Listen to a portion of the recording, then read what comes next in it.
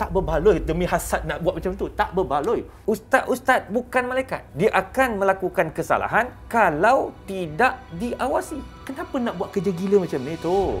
Tak payah. Hantar dekat blogger, bayar RM5,000, RM10,000, sebarkanlah semua video-video semua tu.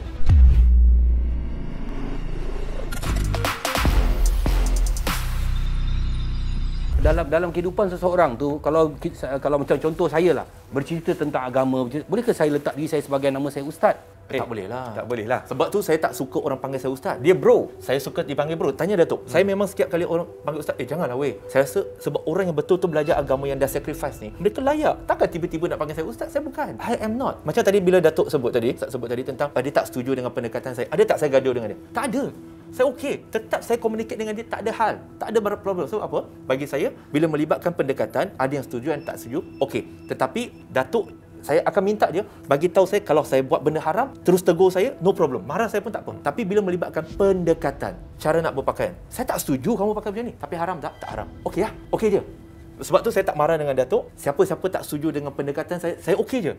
Sebab di belakang kami pun ada sekumpulan ramai asatiza yang pakar, ada ahli majlis fatwa dan sebagainya. Saya tak akan namakan mereka. Tapi saya akan dapatkan. Betul ke? Kami berdebat sesama kami beberapa jam untuk dapatkan boleh ke tak boleh ni. Ada orang kata Firdaus Wong ni dengki kepada orang-orang yang ada dekat luar yang nama besar, dan juga Firdaus Wong mengambil kesempatan untuk perkenalkan diri Firdaus Wong di mata masyarakat Malaysia. Allah bagi kita akal, kita fikir. Kalau dengki, jangan buat sesuatu akan menjatuhkan orang.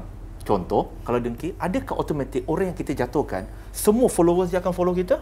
Tak ada jaminan kan? Kalau dengki, kalau hasad dengki nak jatuhkan orang, kenapa nak buat kerja gila macam ni tu? Tak payah. Hantar dekat blogger, bayar RM5,000, RM10,000, sebarkanlah semua video-video semua tu. Simple kan? Nama tak kena, nama kita tak kena, lepas tu tak payah kena caci, kena maki, kan senang buat kerja. Kenapa nak susah-susah? Berbaloi tak? Tekanan mental bukan diri saya boleh tahan. Isteri macam mana? Anak-anak macam mana? Tak berbaloi demi hasad nak buat macam tu. Tak berbaloi. Baik kita guna RM10,000 tu, lagipun, Tok, saya kata, wallahi, kami tak akan sebarkan video-video lucu, gambar-gambar lucu. Sebab itu adalah sesuatu yang kami tak akan kongsikan kepada masyarakat. Apa yang tersebar sekalipun, saya kata, wallahi, demi Allah. Boleh terima? Tak? Wallahi, demi Allah, kami tak buat. Kami pun nak tahu siapa punya kerja tu. Dan kadang-kadang benda-benda macam ni dia menjadikan satu pengajaran lah juga untuk semua netizen, termasuk asatiza, berhati-hati. Perempuan berhati-hati dengan lelaki, lelaki berhati-hati dengan perempuan. Sebab itulah fitnah. Tak kira lah siapa pun. Saya selalu cakap, ada orang akan cakap kat saya, dia kata, ustaz, kenapa ustaz-ustaz buat macam ni? Adakah ustaz-ustaz itu ulama-ulama atau ustaz-ustaz itu malaikat? Betul. Saya ingat Datuk Profesor Harundin, dia kata apa? Ustaz-ustaz bukan malaikat. Dia akan melakukan kesalahan kalau tidak diawasi. Itu sebab perlu kawan-kawan. Okey, mungkin ustaz juga tahu, brother Firdaus juga tahu, sebenarnya predator sex ni dah lama ada. Tapi sebabkan tidak ada social media zaman dulu, tak ada keberanian, tak ada sistem sokongan, mereka tak berani, mereka rasa. Saya bagi contoh, saya masuk Islam, saya rasa saya seorang je mualaf Cina kat dunia ni. Sebab saya tak sedar. Tapi bila ada sistem sokongan daripada jabatan agama, okey, be strong. Sebab itu, bila ditunjukkan NGO Islam yang kuat ataupun jabatan-jabatan agama Islam yang kuat, mereka akan berani ke hadapan untuk buat report macam tu. Saya selalu tekankan, saya kata, perempuan, lelaki, bila nak tanya hukum, make sure ustaz yang you tanya hukum tu, dia memang pakar dalam tu. Dan saya cadangkan kepada Majlis Dakwah Negara pun, senaraikan nama-nama ustaz, apa kepakaran mereka. Kalau boleh, lelaki cari lelaki, perempuan cari perempuan. Elakkan fitnah dulu. Tapi sekarang, bila kita ditunjukkan sebagai kita lah pakar ke rumah tangga, orang ada masalah rumah tangga, Ustaz, nak tanya ustaz, saya ada masalah dengan suami saya, macam mana nak settle? Now, dia niat nak cari bantuan, tapi salah orang. Itu kadang-kadang penggunaan istilah ustaz tu penting. Betul. Macam saya kalau bab-bab perkahwinan kan, saya cuba reserve. Sebab bidang saya lebih kepada fatwa semasa gitu. Tapi kalau nak bercakap tentang rumah tangga, isu dalaman, bergaduh, cari isu kaunselor, cari kaunselor dan perlu kepada kaunseling. Betul. Jadi benda tu penting. Kadang-kadang orang mudah letak, simply dia letak saya ustaz. Orang panggil ustaz pun dia kata tak apa. Sedangkan dia tak tahu bagaimana kaedah penentuan hukum, dia tak tahu macam mana mentafsirkan ayat-ayat, tak tahu menggunakan dalil-dalil dan hujah-hujah. Itu yang bahaya. Tapi akhirnya dia terpalit kepada ustaz-ustaz. Tapi kenapa predator sex ni dia macam kebal? Tadi brother cakap tadi dah 5 tahun lepas punya isu, dah ada bukti, dah ada ni, tapi macam 5-6 tahun lepas tak datang kepada kami. Okey. Dan hanya beberapa bulan lepas baru datang satu demi satu. Wow. Saya lihat tu, saya Saya tak percaya. Saya terus terang saya kata, kau jangan gunakan aku untuk kenakan orang, kata. Segala screenshot tu telah dianalisa. Bayangkan, okey, ni kita ada pakar dalam ni. Bukan pakar seksual, tapi pakar dalam agama. Tuh. Bila hadis-hadis tu, sahabat ni tak pernah jumpa sahabat ni, tak pernah jumpa sahabat ni, tak pernah jumpa sahabat ni dalam waktu yang sama, tetapi mereka meriwayatkan perkataan yang sama daripada Nabi. Betul. Maka dia Hadis jadi tu mutawatir. mutawatir. Dia jadi sahih. Maksudnya bayangkan, tu. Ini first time saya jumpa dengan Datuk ni. Saya peminat Datuk ni. Tengok filem tu. Tapi kena Brother lebih minat saya pada ustaz. saya minat dia benda lain, Datuk ada kepakaran lain. Bagus. Saya balik dulu. Yang ni datang, negeri berbeza, tempat berbeza, background yang sangat jauh berbeza. Ini datang.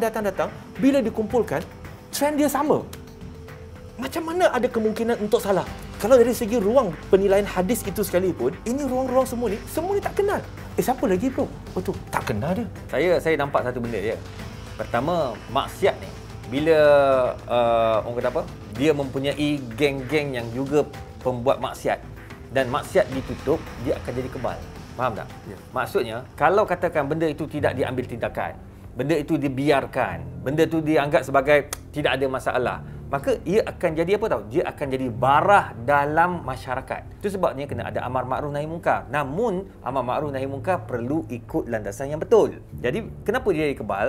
Ya, selain daripada ia jadi kebal kerana perwatakan luaran dan dalaman itu berbeza. Itu sebabnya dalam Islam orang munafik, innal munafiqina fi darkil asfali minan nar. Kenapa Nabi letakkan, Allah letakkan orang munafik ni di patak api neraka? Kenapa bawah sekali tu? Bawah sekali patak api neraka ni, kalau kata sebahagian ulama tafsir, bersama iblis apa semua ni. Patak api neraka bawah sekali ni. Dia berlapis-lapis kan, bawah sekali.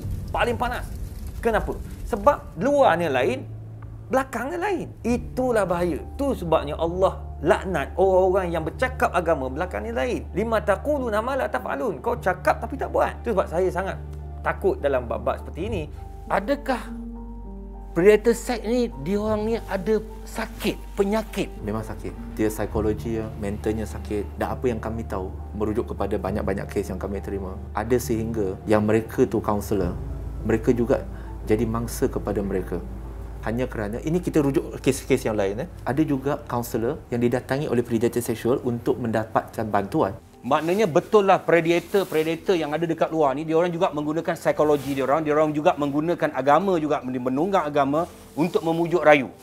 Itu kes yang Brother Firdaus mengangkat tadi, berapa dia kata, akhir tadi kebanyakannya bertudung labuh. Mereka mencari seseorang yang dirasakan orang yang ada background yang baik tentang agama untuk mencari kecerahan, dan akhirnya predator ni makan diorang. Ini yang kita bincangkan dalam Sembang Viral pada minggu ni. Satu benda yang begitu panas berlaku dalam negara kita. Kita bukan mencari kesilapan, tapi kita melihat kepada masa depan. Supaya masa depan masyarakat kita tidak akan terpalit perkara-perkara yang dibuat oleh predator yang sudah lama dibuat tetapi tidak dibongkarkan. Kita harap pembongkaran ini menjadi satu titik mula kepada kesedaran masyarakat yang khasnya mempunyai anak-anak perempuan khasnya. Because hari ini ialah zaman social media, macam-macam perkara boleh berlaku, dan kita mengambil iktibar bahawa perbincangan hari ini adalah untuk kesedaran semata-mata. Bukan untuk menembak, untuk menomah, tetapi membawa satu pemikiran yang lebih luas. Pemikiran yang kita rasa pemikiran dalam bentuk keadaan moden hari ini dalam dunia yang tanpa sepadan. Terima kasih Prof, terima kasih Brother kerana sudi bersama dengan saya. Kita ni sebenarnya jangan kongsi kalau tak pasti, jangan kita buat wakaf dosa. Janji happy. Terima kasih. Sembang Viral pada TV9. Assalamualaikum. Terima kasih Ustaz.